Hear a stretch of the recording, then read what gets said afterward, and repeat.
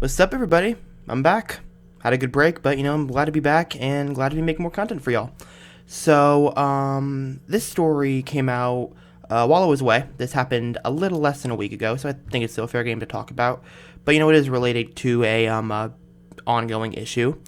Last Thursday, I think it was the 10th. The Senate voted against advancing a bill that would overturn President Biden's arms sale to Egypt. Now, this arms sale was approved by the Biden administration in January, and it includes 12 Super Hercules C-130 transport aircraft and related equipment worth $2.2 billion. These aircrafts are manufactured by Lockheed Martin. The reason that this is so controversial is because Egypt has, well, to say the least, a less than stellar human rights record.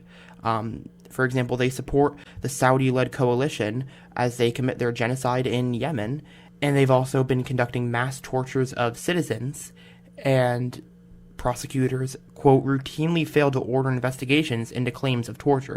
So yeah, there's really no excuse for us to be arming Egypt to the tunes of billions of dollars. And even Rand Paul, who was the sponsor of this bill, said so as much. President Biden, he said in a statement, pledged to put human rights at the center of our foreign policy, torture of children, arbitrary arrests of dissidents and journalists, sham elections, and the violent crushing of peaceful opposition. If these are not gross violations of human rights, nothing is. Dr. Paul's resolution to cancel military sales offer a choice, whether the United States will side with the Egyptian people or with their oppressors. And yeah, he's absolutely right. Even though Rand Paul is massively disagreeable on many issues, this is an issue where he is 100% right. But unfortunately, the vote was not even close. As you can see here, the Senate voted down the bill 80-19, so it was very, very lopsided. This is the motion to discharge, which was the motion to advance the bill, and 80% of the Senate said, no, we don't want to advance it. Even a majority of, as you can see, a majority of Democrats opposed moving forward on the bill.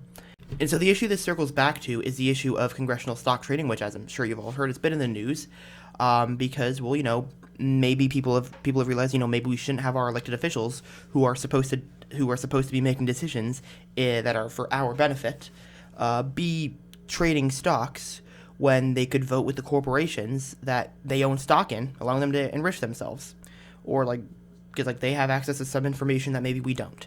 Well, this is an article in Business Insider, and this is about the Russia-Ukraine war, but this is talking about members of Congress who own stocks in the defense industry.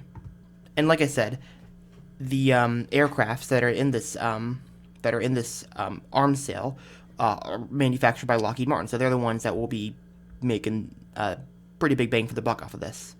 So let's look at some of these senators here who have owned stocks in Lockheed Martin. Senator Sheldon Whitehouse, a Democrat of Rhode Island, held $15,000 to $50,000 in Lockheed Martin stock. Abigail Perlman Blunt, a former lobbyist for Kraft Heinz, who is the wife of retiring Republican Senator Roy Blunt of Missouri, held between $100,000 and $250,000 in Lockheed Martin shares. Senator Shelley Moore Capito, a Republican of West Virginia, held between $1,000 and $15,000 in Lockheed Martin stock, her annual disclosures indicate.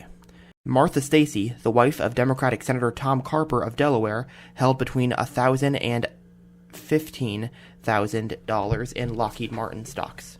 And among these senators, the only one to vote for the resolution, or to advance the resolution rather, was Carper. But at that point, you could argue his vote was pretty moot because, over 80% of the Senate at that point had already decided that they didn't want to advance it.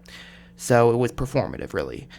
Sure, credit for voting for it, I suppose, but still, that's inexcusable, the fact that these senators are getting rich off of this arms sale because they own stock in Lockheed Martin, the company that stands to benefit from it. So of course they're going to turn around and vote to shoot down rejecting the arms sale because they own stock in the companies that benefit from it. So it's a blatant conflict of interest, and the fact that this is not legal really is an indictment against our system. So shame on these people and for their families as well, because that's one of the things that we have to point out is how a stock trading ban in Congress has to include their families too, because like a lot of the families, like their financial information is shared, so like shared like between them, like between like a spouse, like if you're in a marriage. So the fact that like their wives, like in the case of like Roy Blunt, his wife owns hundreds of thousands of dollars in Lockheed Martin shares. The fact that he would also he would stand to benefit from this arms sale.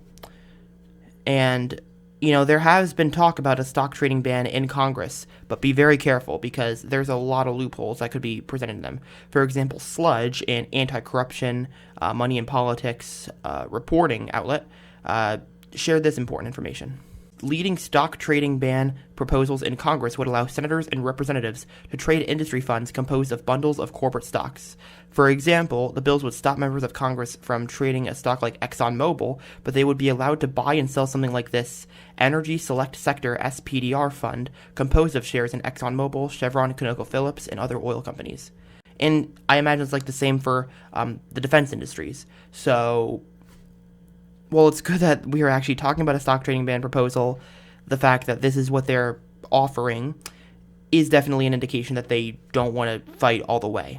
And it's important to be careful about this, because if this is a ban that gets passed, then all the energy and all the focus on this issue is been destroyed, and it's been put into passing something that doesn't even solve the problem at all. I mean, let's be honest.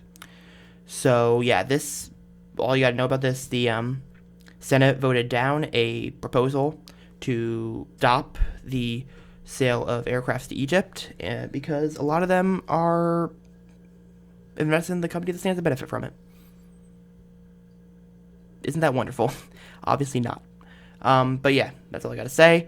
If you enjoyed this video, be sure to leave a like, comment below, subscribe for more. If you really like what I do, support the channel on Patreon down below. Thank you so much for watching. Check out related videos if you want to, and I will see everybody in the next video. Peace out.